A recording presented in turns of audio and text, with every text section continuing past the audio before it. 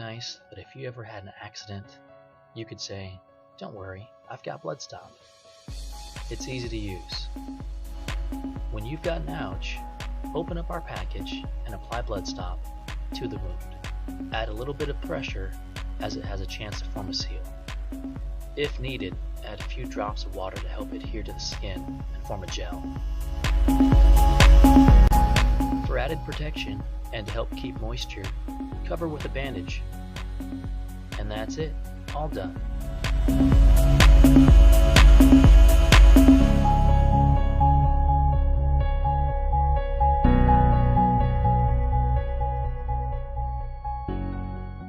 BloodSTOP can be found at your local CVS or Walgreens pharmacy and or wherever Curate bandages are sold.